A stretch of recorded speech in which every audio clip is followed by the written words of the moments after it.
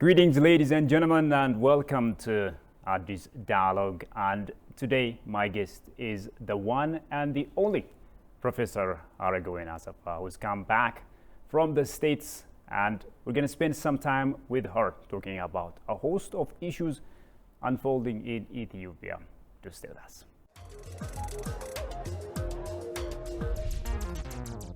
Professor, thank you so much for joining me, for making the time to talk to me, and for coming here in the studio. Thank you for having me. I personally believe that your personal life can be a great lesson for Ethiopians, especially for those coming from the state of Tigray.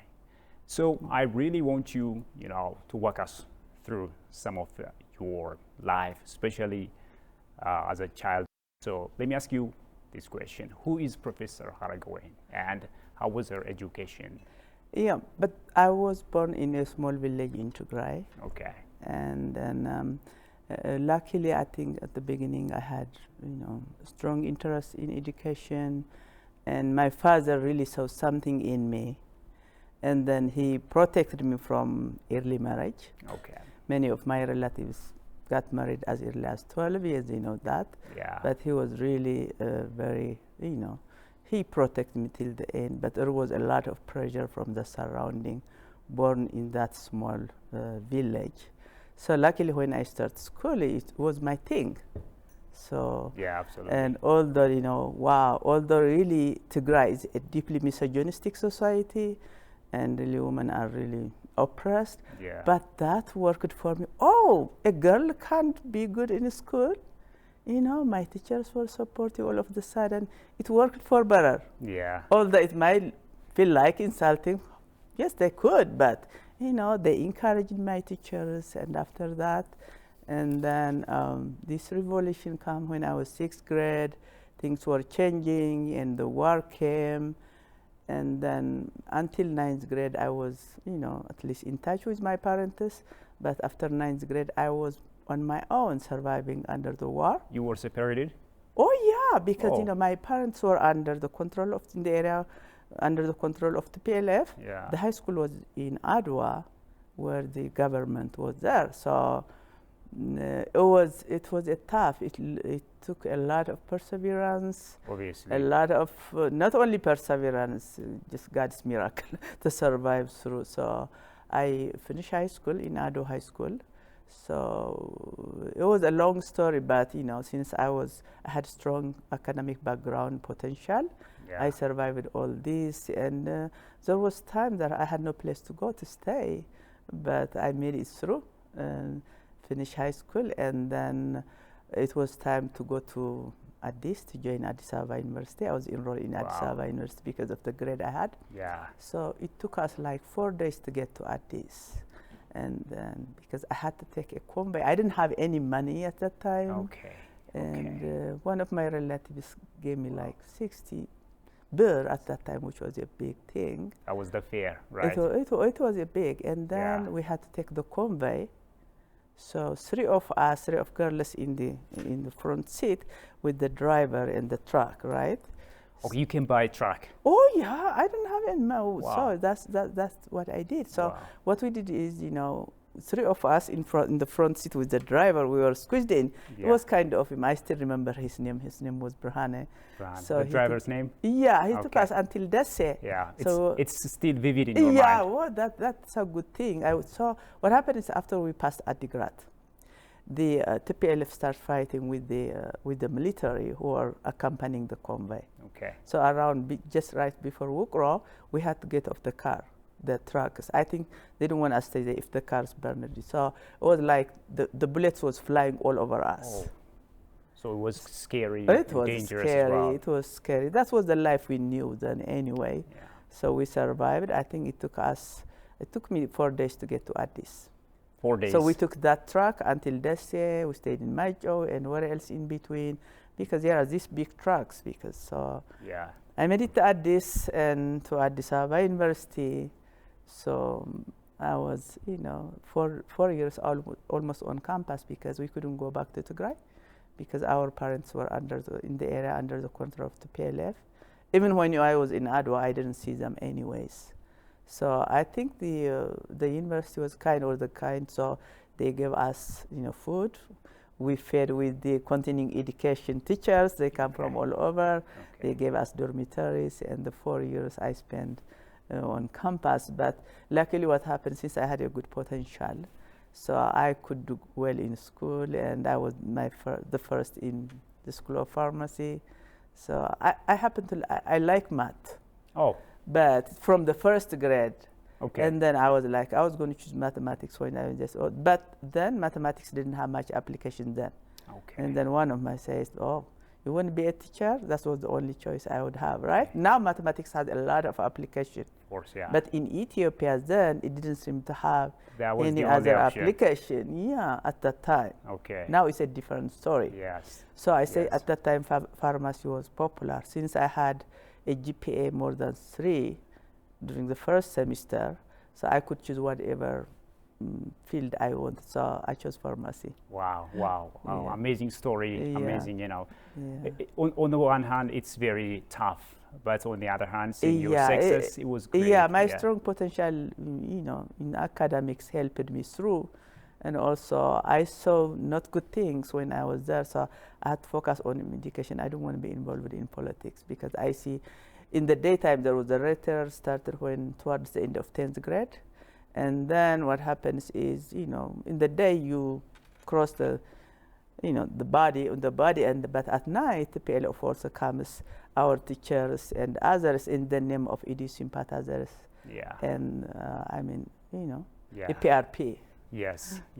So I don't want to be involved in any politics. So I stayed away as much as until today. Yeah. Even I don't call myself politician now. Yeah. And now I'm pushed to the end. So I have to speak out to the extent that it seems like I cannot even breathe. Of course. Unless I went down and lie with them and chant genocide and rape. Yeah. And I know firsthand whether that is true because pre-war I was in Tigrai for a year and a month and 2 years during the war. I know what actually was on the ground without any bias. Absolutely. I didn't have any reason to be biased. I didn't have economic interest. Yeah. I didn't have political interest. And then after 26 in the United States, I lived with all the communities in the world. I came with much more open eyes and open mind. So of course, that's how I base everything because I'm not here as an expert. But I'm here as a woman, as a mother, as everything who walk the walk. Yeah, throughout. Exactly. So, yeah. So talking about that, obviously your life was not all beds of roses. So this is really a great lesson for, to grandmothers especially, and of course to everyone who has had to pass through ups and downs. So I really want you to tell me also, how determined were you, to pass through all these hindrances and eventually come out, victorious as you are now? You know what? I always did my best. I turn every stone possible with the knowledge I have at a time. You don't always have all the knowledge. But I always consult my conscience and my God. Because growing up in Tigray, I cannot say I follow a certain religion because the way Christianity was practiced there, it was not for women. The God was the God of men. Yeah. So at some time I say, either I have to say God doesn't exist, the God who created me to serve men, who I'm second Christian, or I have to see my God my own way. I don't follow, I respect every religion. I take the good one from everything from everybody, but I don't claim myself I follow strictly certain religion. But my faith has never been stronger. Yeah. So I would say it didn't only require hard work and faith, but divine intervention as well. Because there was time I was saved, my life was saved for a second. I could have died. Yeah. So it's just a combination of have faith, always do your part. I don't like externalizing problems. Even after I pass this one, I cannot say somebody did this. No, still it's my own problem. I think one of the things we have the problem is we externalize our problem. Absolutely. So exactly. when we externalize problem, not only we don't do what we can to solve them, but we create this imaginary entity that create our problem. Of course. And then that enemy, especially in the case of Tigray and others, kind of liberation, okay, you need to fight that enemy with all, you have to hit that, you have to fight with guns. So it's really consequential. So I'm now externalization to the point of allergy because it's so consequential. So always life is not easy for anybody. No, it's not. It's harder for some than that, but own your problem, try to have faith and try to do your best to solve that problem. Amazing, amazing. Let me also ask you this question, Professor. Are some of the challenges that you had to go through in the past still, haunting you, affecting you, or are they a thing of the past, and are there still some things that you are, maybe affected by now? I'm asking you this because... Yeah, okay. So, go ahead, please. I have all kinds of scars in my body, physical scar. Oh, I have physical scar. A bloodshed here. Oh. Okay, I'm sorry. Because there was when you were after we finish 12th grade, we have to go for this illiteracy campaign, right? Okay. To teach the farmers. So we were some of our class, our colleagues there were we have to go outside. We were in Bizet. Okay. We have to go outside to teach the farmers before they go to the field to do their job. So some of the youth with us used to take guns from the police to protect themselves. They are youth. They are all over the guns. So we were discussing one time, it fired and then it hit suddenly me. Went off? So what happened was we were discussing. I said, I'm going. Oh, you're not going. He likes this. He aimed it to me, but thought that he was locked. He thought it was locked. Okay, but it was loaded? Oh, no, it was like this to me. And I don't know. And he fired it at you? Yeah, at me. But, oh, man. But what he knew is it was locked. He didn't mean it. Yeah. It was we were teasing, we were joking, and then I don't know why it swerved to the side. This is a miracle, as you said earlier. It's a miracle. And then I said, everybody was like, oh my God, I thought the others were dead. I didn't know it hit me. Oh, yeah. And then I say, my sweater and my dress was ooh. And then it took some of my flesh. Yeah. But it's a miracle. And the colleague there, for a week. He was shocked. Yeah, he obviously. Was shocked. He was his sweater was on his head. I killed you. I almost killed you. He was mourning for a week. Yeah. So really, when I think about it, oh my God, God kept me this all. Yes. And the same in my marriage life, it was hell. I was under gun, and so every time there was he did it, and in a matter of pressing for half a second or second, I survived. It's just my neighbors would say, when we hear the gunshots at night, we thought we were dead every time they hear. Yeah, he still remembers that kind of. No. My children's father. Oh, all right. Okay. He had the gun and the saw. Yeah. So in Addis, what I'm talking is in Addis. Okay. So I was under that gun. Oh, yeah. So I survived that almost near hit, right? Yes. And then one of my teachers said, every time we hear a gunshot at night, we think you're dead. Yeah. So I passed these all things, and then, but never had scar in my head. I feel like, a success story. Because what are the miracle for me, I consult with my consciousness. My God, I always did my part. Yeah.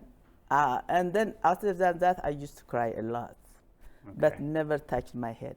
Yeah. So it's really now, even I'm not bitter with life. I say, God, thank God I passed all this. It's not only, didn't require only hard work, but your blessings. I'm here.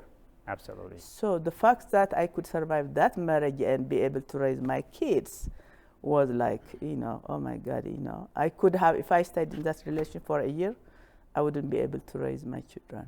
Yeah. My children wouldn't have mother. So I say you hike a big mountain, and at the end, it's hard, but if you liked it. I don't know if you went for hiking. Yeah. I went only one time, serious hiking, but it was round trip, 5 hours. And after that, I feel my body light. That's how I feel now. The end result. I'm the lucky one. Yes. I'm here to tell the story if needed, I'm to tell everybody who is in hardship, if I can make it, anyone can make it. It's my advice. Okay, so I don't feel bitter in life. Yeah, you know what, you shouldn't also, because bitterness and also revenge, it's not good. Obviously. I never have time to even nurse my wounds. Yeah. I just continue. Yeah. Absolutely. Let me also ask you this. I was looking through your Facebook posts, and I found out that there are some elements that are still trying to, tarnish your image in one way or the other. Despite what you've been through, now you are a successful woman. But on the other hand, there is this thing still haunting you. Yeah. So how are you gonna manage this, and how do you cope up with it? No, I know myself. My life has never been controversial. Yeah. I never been in politics. As a woman, I respected myself. I respected others. Ask my classmates just 40 years ago. They tell you the same thing. I'm the same person. I always, although I don't open, I'm pushed to speak up. I know my surrounding. I'm focused. I was a mother. I was, a student. I was everything. So whatever they say will never touch me. It doesn't describe me. It doesn't define me. It doesn't matter. I see. Yeah. It's not easy. This character assassination is deep in the culture. Yeah. It's I think everybody knows what's that. But anything shorter than killing, I'm fine. I'm strong enough. I know what I am doing. I know who I am. Yeah. None of the things they are saying doesn't define me. Those who know me closely know who I am. And you are and I don't have to explain it either. Yeah. Because I know who I am. Exactly. As someone coming from the state of Tigray, now that you are here in Ethiopia and you are, one way or the other way informed about the living conditions of the people in Tigray, how do you describe the living conditions of the people in Tigray as we speak? It's horrible. It's horrible. Not only during the war, before the war, I saw a poverty. Yeah. A youth, and the substance abuse. What happens is I know the society from the very start. Yeah, I've been in touch. I know where it started. I know pre-revolution there was much more decency, all that. And when I went in between, I saw how the culture changed. The woman's thing never changed. It's the same thing. You have to carry the burden. The woman carries the burden. Yeah. There is still this prejudice. The misogyny is, Tigray is the most misogynistic. Women have even from the saying, the songs, you see, women are there to serve men all the time. If you see, going back to the songs, it's all about men. It's also all about war, right? It's about war. Entirely it's about war. Yes. That's why, especially women, if women cannot be mothers, the most secured and responsibility. And then what else? Because to conform to that misogyny, to be called hero, they have to give up on motherhood. Motherhood for me it's not only a big responsibility, it's a secured responsibility. Exactly. You nurture that baby, you bring, and to be called hero, you push that child to war. Starting from the PLF number one. And that's why I don't want to be harsh on the PLF. This is the product of that culture. Yeah. They were like many of them were teenagers, underage, under 18. They were like taught somebody is, enemy of Tigray, made Tigray to stay behind, not developed. Yeah. And they were given guns, and it was danced for them, and they went. And then some of them came back, luckily survived it. That's why I say, let's look into the social issues. Yeah. We see them as adults. People harvest what they sow. Right? Yes. And these people, when we say this, that's what it was done to them. Now we call TDF are going, it's number 2, round 2. So I think most of the things I see is I want the rest of Ethiopia to learn from that crisis.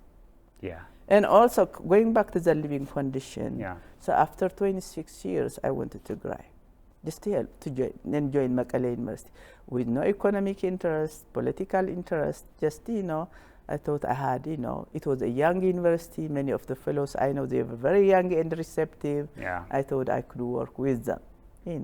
I was Addis Ababa University person, but that was as a young university, many young faculties, I would be more receptive. And it was good. I had pleasant experience in Mekelle University, with my colleagues. Yeah. I really respect that. I still have a good memory of that. But what I saw was the rape was so rampant. I was like, you can look back, my December 2019 and May 2020, Facebook, because I was crying, please, is there any lawyer? It was like as young as 8 months old, a 4-year-old boy. And in December 2019, there was this Enlightenment Forum by Mekelle University. Yeah. The topic was gender deconstruction. What I heard there from the physicians, the journalists, the activists was like, for 2 weeks when I wake up, my eyes would be full of tears. How come? This is really not acceptable, There was some when I was growing up, they would abduct them when they want to marry them, when the parents are not willing to give them. That's the only thing I knew. But it's a totally different story now. But what I saw after that, I never heard of this one. Yeah. I don't know, maybe there was little, maybe there was no communication, but it was like, what is going on? And people are used to it. When I just talk to them crying, oh yeah, they add some more stories. Really? So it was like, and in May 2020, I think now the post was, May 13. So I went someplace and got a data. I don't want to mention that place. Okay. Within a month and a half time, 123 hitsanat, but children. Yeah. We're not talking about that, was reported raped. And when they were children, it's really outside the family. So you can imagine this is a fraction of what really happened. You can imagine. This is the tip of the iceberg. The tip of the iceberg, if 127 reported, yeah, it's just children. Infants, children, yeah. Yeah, and then if it's children really outside the family. Yeah, it's shocking. So it's shocking. It was there. Just you can check back. Yeah.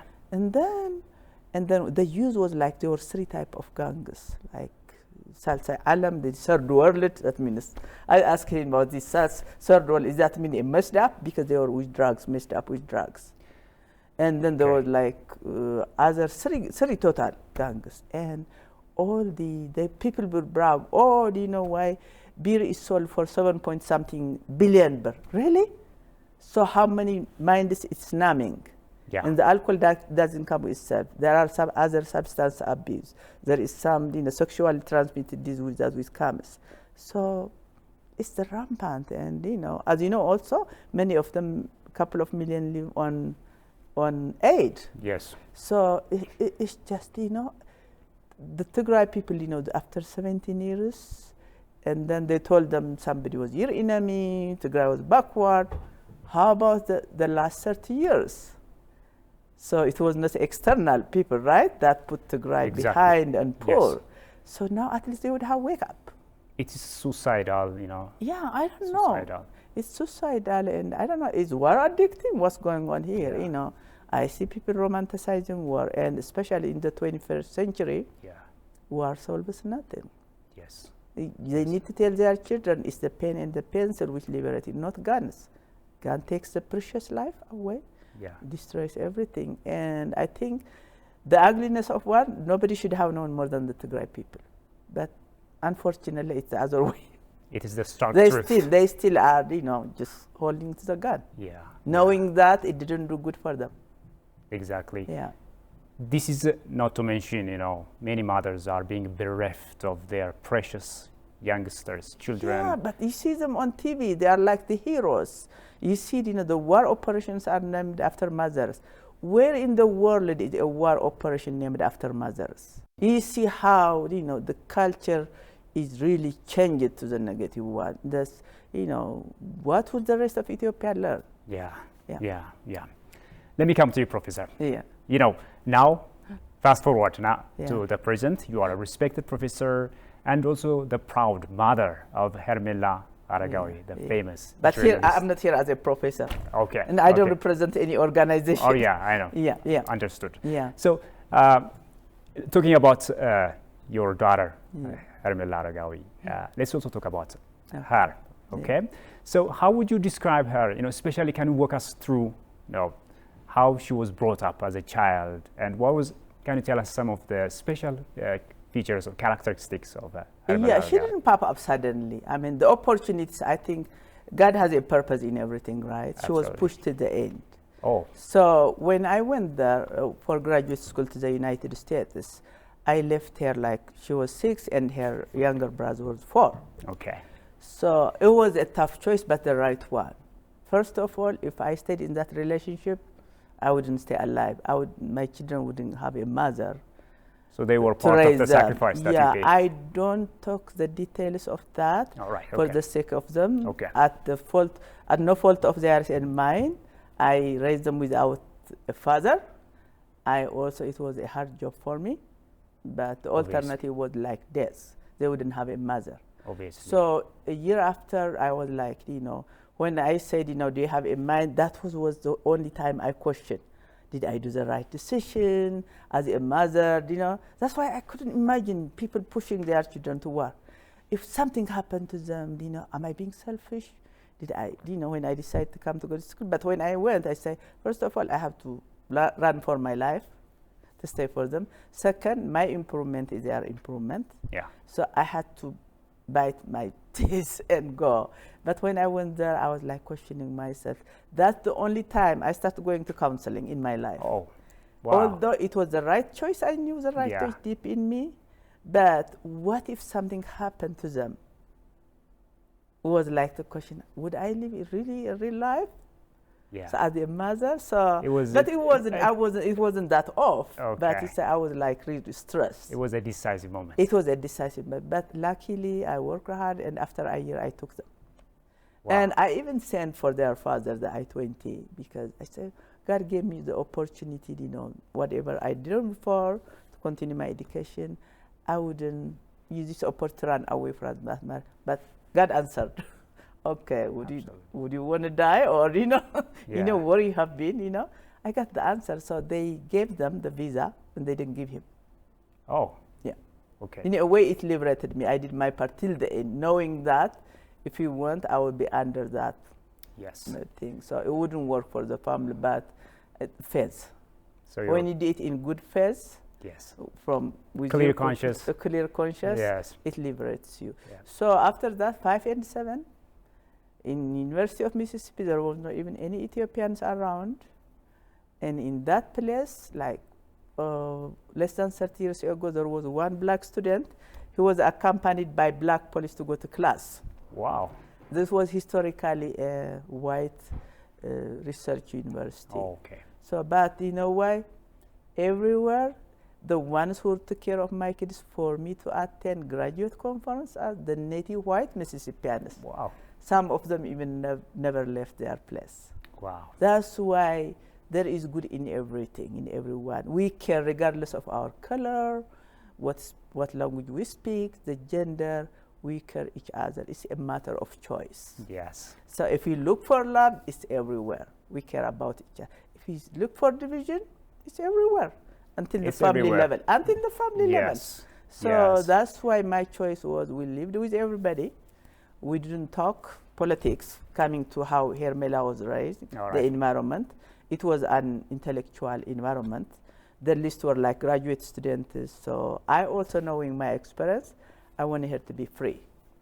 Yeah. I never dictated what they would study. Do whatever you do. Study whatever you want. I don't live your life. If you want to dance, dance, but dance well. Yeah. So Hermela she used to say, I want to be the voice for the voiceless. Wow. When she was little, she would take my high heel shoes. Sometimes, she would walk on them. At some point, she was interested in modeling. Okay. And when she was 8th grade, I put her in modeling school. She had that certificate. Wow. And she said she want to be journalist. Go ahead. I support her all over what she wants to be. Although I'm in the science, and she freaks when she sees chemistry on the other side. But let her be whatever she wants. Yes. It didn't look lucrative, that area, but if that is what she loves, she can make big out of it. And then we went to Boston from Mississippi. She wanted to go to Emerson College, which is a small liberal arts hands-on on broadcast journalism. That's what she did, and I supported her all over. And she's successful. Yes, successful. Globally, she's well acclaimed. Yeah, one thing is we never talked politics because I didn't have time. I didn't have even coming out of this abusive relationship I didn't have even time to nurse my wounds. Yeah. Because can you imagine having 2 little kids. I'm a PhD student. It's intensive, laboratory intensive. I stay in the lab up to 12 hours. Yeah. I had to go home, continue in the kitchen. But knowing that I'm doing whatever, I'm taking care of my responsibility selflessly, I had a lot of energy. Absolutely, absolutely. So, yeah. You know what, Prof? Talking about Hermela, she takes after you in everything. I think be it your stance, whatever. Yeah. On the other hand, I know also you have a son, and he has a completely different stance. So can you walk us through some of these things? So what happens is, for the first time, she was engaged in politics because I was trapped in Mekelle during the war. So she was worried, and then they talk about this genocide. She trusted CNN more than anything else because she thought, CNN has the same standard like America, right? She didn't know that they have 2 standards for the developing country and for them. So after that, she figured out by herself because it's her field. Yeah. And that, but he's a computer science. For him, it's a new finding. All right. And also that genetic thing works, I guess. She is more like in behavior, she looks like me, and he's more like up to his father. His father was more into politics as well. So I don't know, it's just, they have their own, because I don't dictate them in any way. I raise them free to be free things. Yeah. I don't tell him what to do and not to do. Yes. The same with her. Yeah. Because I raise them with freedom to have free thinking in whatever they choose. So he's with them, they are using him, especially if you see these few days, it was like he was smearing me all this. You can imagine, he knows me deep, but that's what it is. That's what the culture has been. Yeah. I'm not surprised. This character assassination is deep in that culture in the past decades. It wasn't there before, I don't know, when I was a child. I don't know when it started, what it's but deep, but anything short of killing, I can take it. I have to take care of, because so like Engineer Mbeza and others, because they were not politicians. Like Engineer Mbeza, he was a good singer and he was a good engineer. He wanted to serve the people as investment officer. Yeah. You might know how the heinous killing of him is. So if you are not with them, if you're called Banda, it's like your life is the life of a fly. Exactly. So short of that, I'm fine. Exactly. I wish to do so many things. It doesn't affect me. And I know myself, and I don't have to explain myself. Those who knows me know me. Exactly. Yeah. Maybe I want to ask you this question. Do you think that there is an invisible hand behind, your son that's driving him to, do such a thing? No, it's not invisible. They are the society in general. When I say, don't generalize, no. I can't generalize when it comes to Tigray. It's kind of a cultish system. Because on one hand, they want 100 of us to be with them, making few of us, like me, my daughter, and few others, like we were born by error. Don't contradict yourself. Yeah. So I can say that Tigray society, I hate generalization. As an educated, you don't generalize. Of course. But when it comes to Tigray, nobody knows more than me, that society. And you see them, for you, it might be sensitive to say, but I have no reason to be biased. I have no reason to be that. I can generalize because it has become kind of a worship more than religion. Okay. So if my son could be the other side, all of my siblings are on the other side. Yeah. And then the few of us, they make us look like, you were born by error. Why don't you come to us? And if they are after us, then I can say that the Tigray society is a culture. It has become that culture. Exactly. Yeah, it's also, It might be, I like to call spade. I don't like sugarcoating, including my life. I face my problem right away to solve it. So let's call it spade. Yeah. And sugarcoating and it's politically correctness. I'm not about political correctness. I'm about the facts on the ground. If you want to deal with it, try to do something. We have to see it as it is, without sugarcoating. I know for the people outside that society, it's sensitive. It would be twisted. Even mine was like, but I know what I'm talking about. I have no reason to be biased. I Yeah. live it through. Nobody knows more than me. Yeah. You know what? Apart from this tarnishing of your image and raising your son Trying against, to tarnish, but they can't. exactly. Yes. Yeah, among yes. them. Thank you for that. Yeah. I think are they interfering in your son's personal life? As part of their move Yeah, I to think so. He had a white girlfriend, an engineer, very strong, very supportive. Now he's with a Tigray girlfriend. Oh. Okay. Yeah. So this is all part of the plan. Do you perceive? I would think so. I Okay. would think so. He'd never been to Tigray. He doesn't know anything. I never told them about this ethnic difference of growing up. We lived, let alone with Ethiopians, we lived with all communities in the world, like Asians, all Indians, Pakistan, South Americans, all that, Yeah. He wouldn't even know the details of that because I purposely really exposed them to a diverse community, being all the Ethiopians of different ethnicities, all that. So he didn't know that. He's a new recruit, a new finding for him.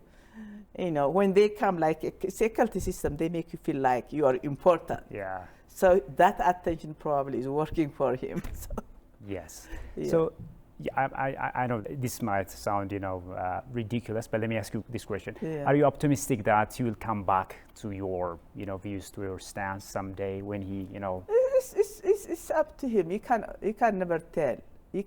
What I learned was like you can never save people from being an individual or society. You can never save them from themselves. Okay. It has to come from them. You Yeah. you can try to protect them from others or save them from others, but you can never save anyone from themselves. That has been my experience. Yeah. So let's hope with some divine intervention. Okay. Yeah. I'm not totally. I see. I see in my course. life things change for better. Yes. With God's intervention, we need that. Yeah. Let alone with my son coming to the society as a whole, Tigray issue. I'm just praying, because the more you care, the more you become a target. So let's hope one day they will wake up. Okay, what did we get the past 50 years?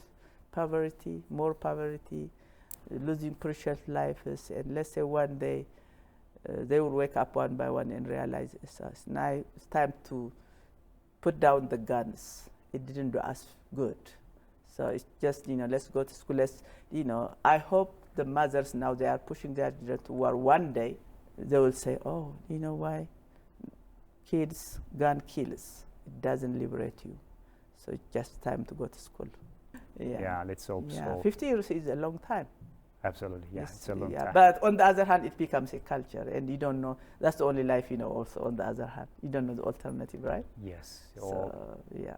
Yeah. Or else Yeah. unless you have to break through and go out. We have and these imaginary enemies. You still keep on sending your kids. It becomes a vicious cycle. But one has, I'm not surprised the ones who never left Tigray, because they were told they have these imaginary enemies that they have never lived with.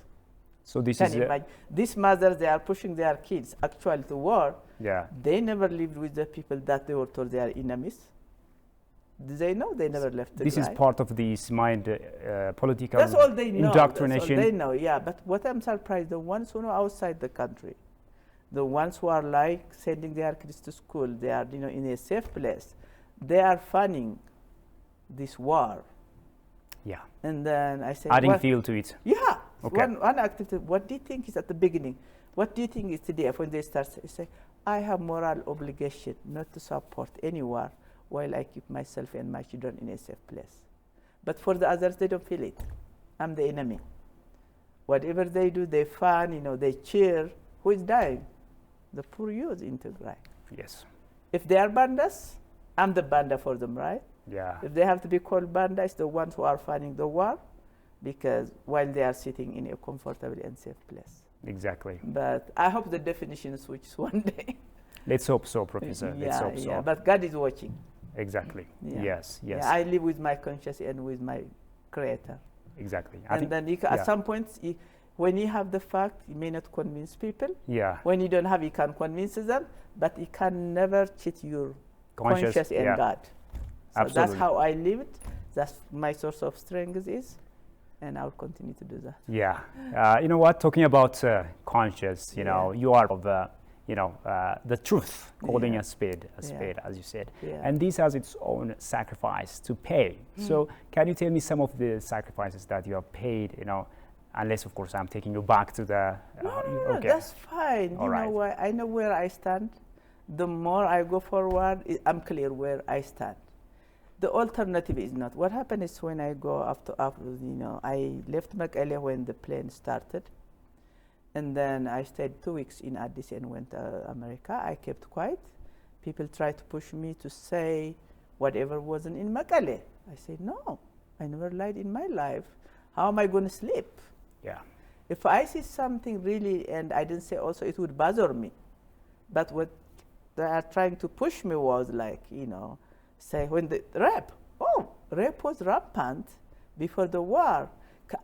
One person asked, can you at least check what these pedophiles, adult rape was not talked about. It's kind of service there, I guess. They never talked about. It's taken for granted. It's taken for granted. You remember it's Addis Dialogue, there was one police officer, they didn't allow even rally in Mekelle. So it never was, this I was talking about was the children. Yeah. So if they could do this much during the peacetime, when there is power vacuum, imagine what these pedophiles would be doing in Tigrai. Yeah. Nobody care about that. One day I told you, no, that is Biltsaginnas. Oh, no, you are a politician then. I'm a woman. Even doesn't matter who does it, even one more rape is painful to me. Now they are trying to paint me as if I support rape, right? Yes. As a woman, as a mother, no matter who does it, one more rape is painful to me. Yes. Unlike what they are trying to paint me. But what I'm saying is, if they did it, it's right? Yeah. If they claim, some outsider does it, it's a rape. They don't care about women. I feel so insulted when they try to use this reenacted video and put it in their political playbook. I felt insulted as a woman, knowing that what was there on the ground, thinking that what these pedophiles and rapists were doing during war, right? How much more damage. Yeah. So if they cared about rape, they would have cared. I was crying everywhere, there, talking to everybody. Nobody responded. Yeah. So that's why, about the rape, the same about genocide. We know what genocide means. Of course. Genocide means it's not genocide. What happened, if the same happened in America, would we call it genocide? No. And genocide doesn't limit to the war area. All over Tigrayans in the country would have been hunted, right, and killed, right? Exactly. So I think there could be war crimes, or I'm not a law person, but a little thing I know. So they could call them war crimes if there is one. But the UN concluded there was none after the government left, so makes it even clear, right? Exactly. So, but they still want me to go and chant genocide with them. They push me to the end. I am naturalized American. I gave up my First Amendment right. I went and kept silent. My silence, my giving up my First Amendment bothered them. And then they went after me. They made her, fire. Not fire, just lost his job because of them. Okay. So, thinking that probably they thought she would go with them and, as jobless, lie with them, but that's not how she was raised. She was raised with values. Yes, Professor. Yeah. But also today, I don't want to take all my credit. She chose the right one. Absolutely. I'm proud of her. Yeah. Because we can only give them the choices, but kids, they have their own choices. They pick. Like I raised them the same. They are on different page with my son. So I gave all the credit she's doing to her, and I'm proud of her as a mother. Yeah, I did my part, but she also did my part. You're also telling me that you can be a good model in parenting, right? Absolutely. And finally, let's just end with this. What's your message to Ethiopians, to the diaspora communities? Let's just take this opportunity and convey your message. What I say is, let's learn from the Tigray crisis. Let's teach our children love, unity. Let them, at this time, the guns do not liberate them. It's the pen and the pencil. What I say is, regardless of what we say, the poor has no voice. He can make so much noise, but Yeah. it has no voice. So Yes. the only going forward is if you empower ourselves through education and economically, and we can achieve that, with unity and love. So as much as I see so much challenges on the ground, Of course. but on the other hand, also I'm optimistic. Although I was like outcasted from the Tigrayan community, from my family, nobody talks to me. Yeah. I have, my cousins still outside, but in this land, nobody talks to me because they think that by outcasting me and my daughter, they were like, But on the other hand, they throw us to so many people with common values. Yes. Globally. So, That's globally, Yes. globally. So yes.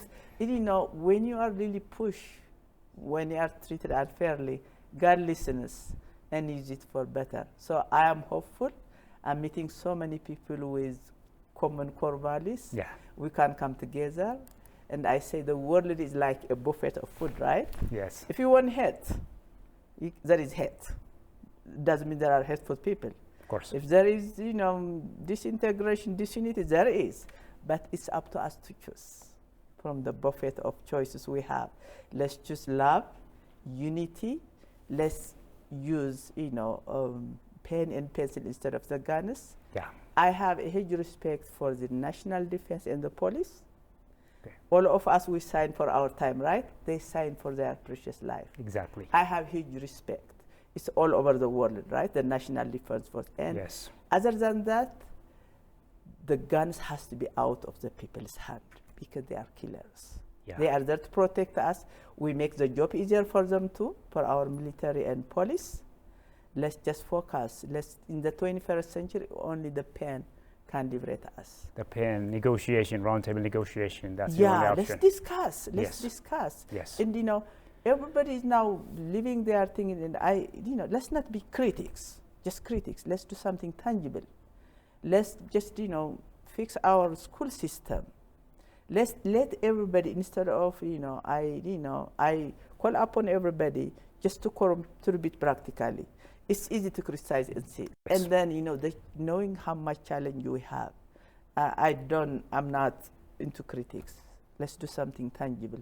If there are physicians in their field, in every field. And then when you are involved and, if there is any, challenges, you can speak about them.